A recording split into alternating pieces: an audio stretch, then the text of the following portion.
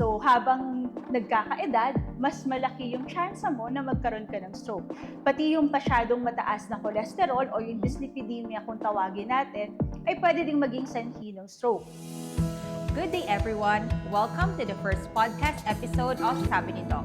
Today we will be discussing on stroke and the brain attack team. We are privileged to have with us Dr. Marian Irene Escasura, a board-certified neurologist who further subspecialized in stroke and vascular neurology. She is the head of the brain attack team of Westlake Medical Center. Hi, Dr. Escasura. Thank you for gracing our first podcast. Hi, Dr. Montecillo. Thank you for actually giving me this platform to talk about stroke in our community as well as the brain attack policy in this hospital. So for the benefit of our viewers, we'll be speaking in Tagalog so that it will be easier for you to understand. But of course, not all medical terms have direct Tagalog translation. So let's start, Doc. Yes. So ano po ba, Doc, ang stroke at iba't ibang uri ng stroke? Okay, pag sinabi nating stroke, ibig sabihin merong interruption dun sa pagdaloy ng dugo sa utak. So, yung stroke, meron siyang dalawang major na klase. Yung una, yung may nagbabara. Ang tawag natin doon is ischemic stroke. Under dun sa ischemic stroke is yung tinatawag nating transient ischemic attack. Ito yung mga mini strokes natin kung tawagin. Ibig sabihin, yung tao, meron siyang mga simptomas ng stroke, pero pag tinignan mo yung CT scan, wala siyang stroke. Yung ikalawa naman na major na klase is yung tinatawag nating hemorrhagic stroke. Sa hemorrhagic stroke, merong pagputok ng ugat doon sa ulo. Part ng hemorrhagic stroke, yung tinatawag nating subarachnoid hemorrhage. Ang subarachnoid hemorrhage, ibig sabihin, yung dugo na doon sa subarachnoid space. Kadalasan, ang sanhi nito is yung trauma, but for cases naman na hindi dahil sa trauma, ang kadalasan ay yung ruptured aneurysm. Ang another type pa ng intracerebral hemorrhage is yung intraparenchymal kung saan ang pagdurugo ay nandoon sa may bahagi ng utak. Ang pinakamadalas na sanhi nito is yung mga hindi kontroladong presyon. Sabi nga ni Doc, maraming iba't ibang klase ng stroke, no? Ano nga po ba, Doc, ang mga karaniwang dahilan ng stroke or mga risk factors nila? Okay, pag sinabi nating risk factors, ito yung mga reason or mga dahilan kung bakit nagkaka-stroke ang isang tao. Una na dyan is yung edad. So habang nagkakaedad, mas malaki yung chance mo na magkaroon ka ng stroke. Kasunod dito is yung pagkakaroon mo ng hypertension or diabetes. Pati yung masyadong mataas na cholesterol o yung dyslipidemia kung tawagin natin, ay pwede ding maging sanhi ng stroke. Isa pa sa mga bata, if meron silang mga problema sa puso katulad ng pagkakaroon ng patent foramen ovale o yung mga valvular disease, pwede din itong sanhi ng stroke. O tsaka yung mga hindi common na sanhi is yung pagkakaroon ng problema sa dugo. Like for example, yung may mga deficiency ng mga like prothrombin or yung mga homocysteine, pwede silang magkaroon ng stroke.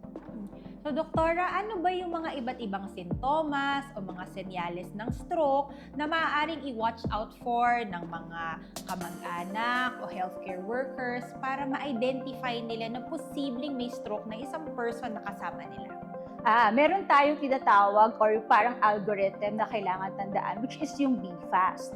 So, ang BFAST, ang ibig sabihin nito, number 1, B stands for balance or yung balanse. Kadalasan, yung mga tao na nakakaramdam ng stroke, makaramdam nila parang nawawalan sila ng balanse para silang matutumba. Yung ikalawa, yung E, nagsastand for eyes o yung sa mata.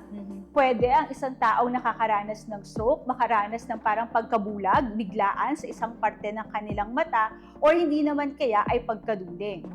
Yung F stands for the face. So, ibig sabihin nito, merong parang pagbiwi ng isang parte ng mukha.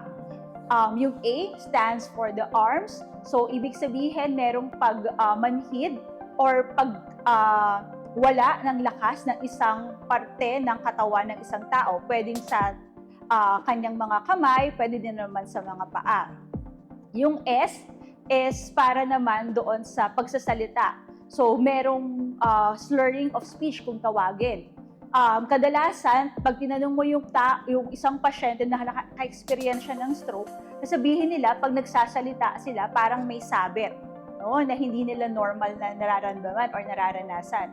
Yung isa pa doon is yung okay naman, fluent naman yung kanilang pagsasalita, pero parang hindi akma yung sagot nila doon sa itinatanong mo. Halimbawa, kung tinanong mo sila kung kumain na sila, ang isasagot nila sa'yo, namili sila sa Quiapo. So, medyo malayo. So, yung mga taong ganon ay nagkakaroon ng problema sa language.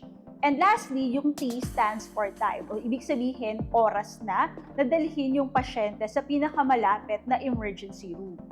Ang hindi kasama sa BFAS is yung pagkakaroon ng sakit ng ulo na parang sobra na doon sa usual na nararamdaman. In case parang 10 out of 10.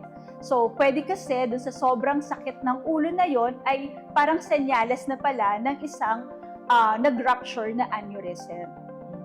So maraming salamat, Doktora, no? So sabi nga ni Doc, tandaan natin ang BFAST. So, Doktora, ano ba ang importansya ng pag-identify early on ng stroke or ano yung maaaring komplikasyon kung hindi agad yun na-identify? Okay. Ang kailangan kung bakit tayo nagmamadali na ma-identify at madala siya immediately sa emergency room, kasi meron tayong mga gamot na binibigay lang natin sa golden period ng stroke within 3 to 4.5 hours from the time na naramdaman ng isang pasyente ang isang simptomas ng stroke. So, kung dadalhin mo siya sa ospital beyond dun sa oras na yon, most likely hindi natin mabibigay yung tinatawag nating clot buster or yung thrombolysis. No? So, pag hindi na sila eligible doon, sayang naman kasi yung chance na medyo mag-improve yung kanilang deficit o yung kanilang diferensya from the stroke is pwede pang lumala. No? So, yun po yun. So, narinig ko ang Westlake Medical Center ay merong brain attack team. So, can you enlighten us kung ano ang kagandahan ng pagkakaroon ng brain attack team?